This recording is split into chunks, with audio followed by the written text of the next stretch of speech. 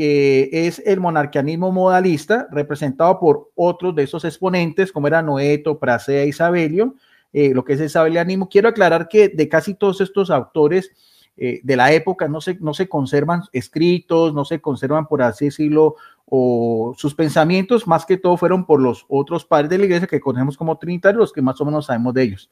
Es lo que yo tengo entendido.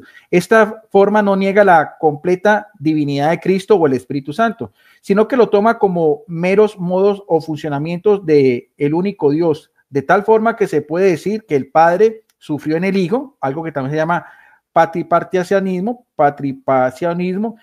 Ahora, Guido también nos habla un poquito acerca del patripacionismo. Guido nos habla un poquito acerca del patripacionismo y me parece interesante que nos hable un poquito de este tema del patripacionismo cuando realmente esto es un tema que puede catalogarse como ambiguo, ¿cierto?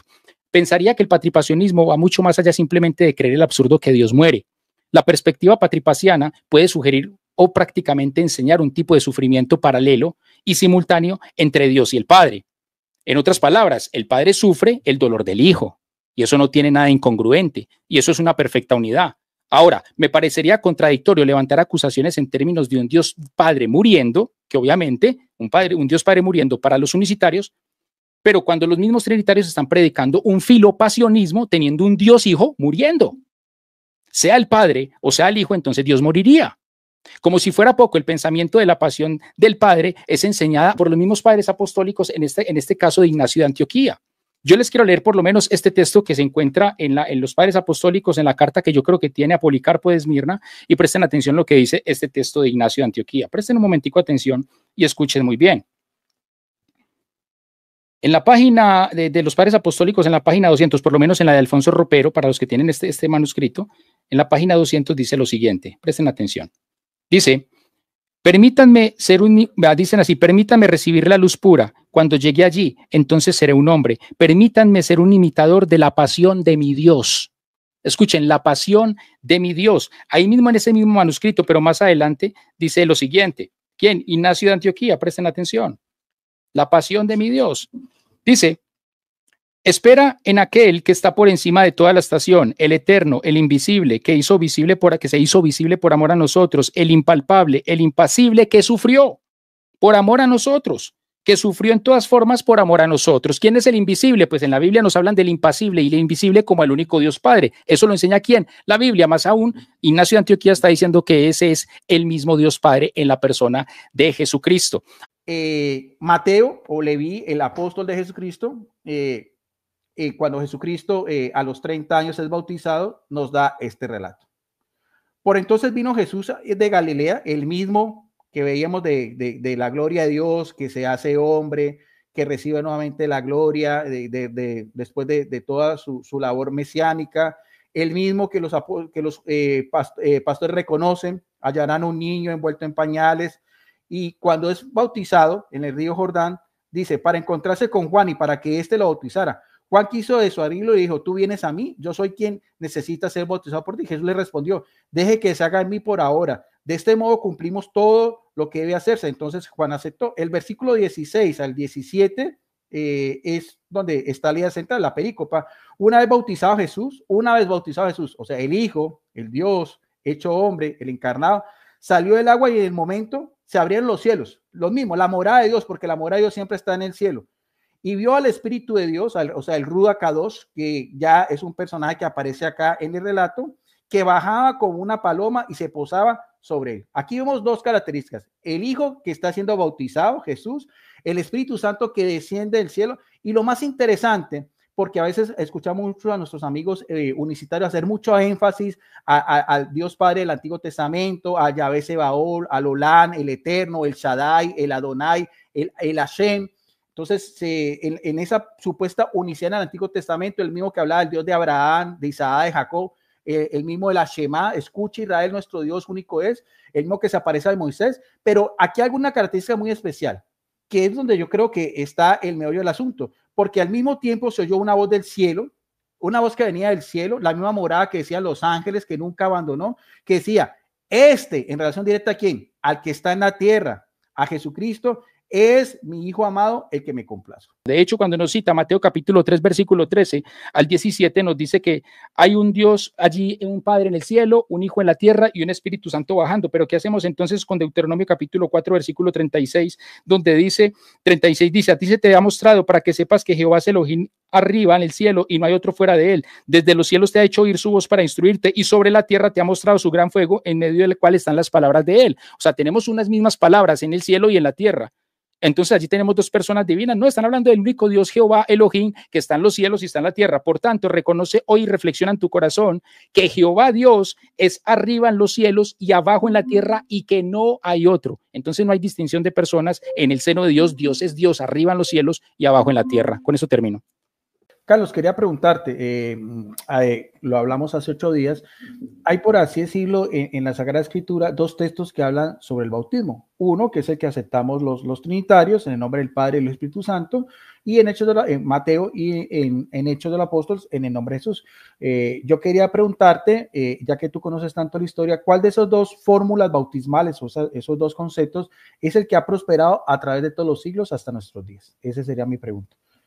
Ok, cuando nuestro estimado Guido nos habla de cuál es el que prosperó, pues la respuesta podría ser muy ambigua y muy subjetiva también para él. ¿Por qué? Porque hasta la fecha tenemos prosperados muchos bautismos en el nombre de Jesús, ¿cierto? Yo creo que a él, tengo aquí tiempo, tuve la oportunidad de leerle un texto, que de hecho lo voy a volver a hacer prácticamente, y se encuentra en una Biblia comentada católica, se lo leí a él, se lo voy a volver a leer, la Biblia se llama Nuestra Sagrada Biblia Católica, y voy a leer el comentario que hacen los eruditos de esta Biblia, que son católicos, no son protestantes, en el comentario a Mateo capítulo 28, y en el comentario a Mateo capítulo 28 dice de la siguiente manera en esta Biblia católica, dice, el bautismo se administró en un principio en el nombre de Jesús. Cuando se dice en un principio, ¿a qué se refiere? En el origen, obviamente, de la Iglesia Apostólica. ¿Quién lo está diciendo? Eruditos católicos. ¿Qué se administró en el principio de la Iglesia cristiana? El bautismo en el nombre de Jesús. Y sigue diciendo, la formulación en el nombre de la Trinidad se introdujo luego cuando apareció claramente la doctrina de la Trinidad. Entonces vemos que evidentemente el bautismo en el nombre de la Trinidad o bajo el precepto de la Trinidad se introdujo después del bautismo en el nombre de Jesús, después de que se formuló ¿qué? Después de que se formula la doctrina trinitaria. Ahora, tengo por aquí en mis manos también un documento que es de ustedes, que se llama el Catecismo de la Iglesia Católica. Entonces quiero aquí leer lo que dice la misma Iglesia Católica. Dice así en el numeral, ya se los digo, 251 del Catecismo de la Iglesia Católica. Para la formulación del dogma de la Trinidad, la Iglesia debió crear una terminología con ayuda de nociones de origen filosóficos, substancia, persona, hipóstasis, relación, etc. Al hacer esto, no sometía la fe a una sabiduría humana, sino que daba un sentido nuevo, escuchen, daban un sentido nuevo, sorprendente, oiga, ¿por qué sorprendente? Porque obviamente sorprendía. A estos términos destinados también a significar en adelante, un misterio inefable, infinitamente más allá de todo lo que podemos concebir según la medida o la medición humana. Entonces, el catecismo está siendo totalmente coherente con el mismo estudio que se hace en esta iglesia, en esta Biblia católica, mostrando que esa formulación trinitaria se suministró después, obviamente, de la aparición de la doctrina trinitaria, no antes. El bautismo original es en el nombre de Jesús. Sabemos muy bien que todos los bautismos, paradójicamente, en el Nuevo Testamento y en toda la Biblia, después de los apóstoles, aparecen en el nombre de Jesús. La pregunta que nos tenemos que hacer, ¿los apóstoles fueron desobedientes? ¿O los apóstoles fueron ignorantes, o perdónenme la expresión tan escueta, brutos, para decir, no, es que yo voy a bautizar como yo quiera, ¿no? Si ellos bautizaron en el nombre de Jesús, es porque saben que en Jesús se resume lo que es el Padre, el Hijo y el Espíritu Santo. Termino. Me parece también muy interesante este texto, porque este texto del protomártir, como le llamamos a Esteban, aparece en Hechos de los Apóstoles, capítulo 7, versículo del 55 en adelante. Dice, pero él lleno de quién, o sea, lleno, pleroma, del Espíritu Santo, y vio la gloria de Dios, o sea, la gloria, la doxa, la shequina de Dios, y a quién más, y a Jesús a su derecha.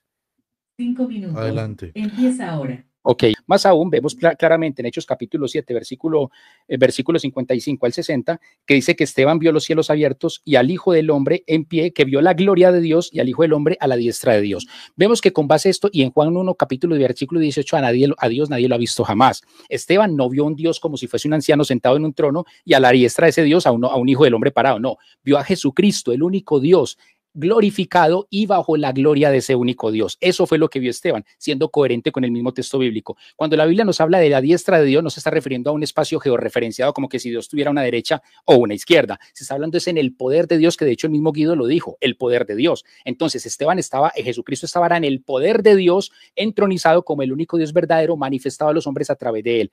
Jesucristo, ¿quién es? El único Dios manifestado al hombre y visto Dios a través de ese Jesucristo. Eso fue lo que vio Esteban y es coherente con lo que dijo Juan posteriormente cuando dice a Dios no lo ha visto jamás. Entonces Juan sería un mentiroso porque entonces Esteban sí lo vio. Pero posteriormente Juan escribió diciendo que a Dios no lo ha visto jamás. El unigénito que está en el seno de Dios, él lo reveló. Entonces, ¿qué fue lo que vio Esteban? A ese Dios revelado, a ese único Padre, en la única persona de Jesucristo. No vio a dos y mucho menos tres, que de hecho nos quedaría viendo el Espíritu Santo que no aparecía allí. Entonces, solamente vio un solo ser llamado Jesucristo y toda la plenitud de él. Ahora, muy interesante es cuando nos cita también el credo romano, que yo quiero que nos lo compartas ahí, por favor. El credo romano, ahí está en pantalla. Dice de la siguiente manera el credo romano. Dice, de Hipólito, cuando el que ha de ser bautizado desciende al agua, el que bautiza imponiendo la mano sobre él le preguntará, ¿crees en Dios Padre Omnipotente? Sí. Más abajo dice, ¿crees en Jesucristo, Hijo de Dios, que nació de María Virgen en el poder del Espíritu Santo y fue crucificado bajo Poncio Pilato y murió y resucitó? Sí, bueno, sigue diciendo abajo, ¿crees en el Espíritu Santo? Mire que ahí está en amarillo, sí, todo. Pero mire qué curioso como termina diciendo el credo. Después, una vez ascendió del agua, o sea, para consumar el bautismo, es ungido por el presbítero con óleo de acción de gracias diciendo, te unjo con óleo santo en el nombre de Jesucristo. Podemos ver que aparece un nombre en la unción del bautismo. Aún en este credo romano no se omite el único nombre, porque sabemos muy bien que Padre no es nombre, sabemos muy bien que Hijo, mucho menos, y mucho menos el adjetivo Espíritu Santo. Entonces sí hay un nombre que es Jesucristo para aplicar el Padre, el Hijo y el Espíritu Santo. Este credo romano es totalmente congruente y consonante con Mateo 28 y el resto de todos los bautismos que aparecen en la Biblia. Entonces podemos ver que literalmente todos los credos y todo lo que sea Ireneo, todo lo que sea Hipólito, así se hable del Padre, Hijo y Espíritu Santo, no está hablando de tres personas distintas en un Dios verdadero, sino que está hablando de las formas de Dios manifestarse, el único Dios Padre, y todo se resume en la única persona, lo que vengo enseñando yo. Todo se resume en la única persona de Jesucristo. Me parece también muy interesante este texto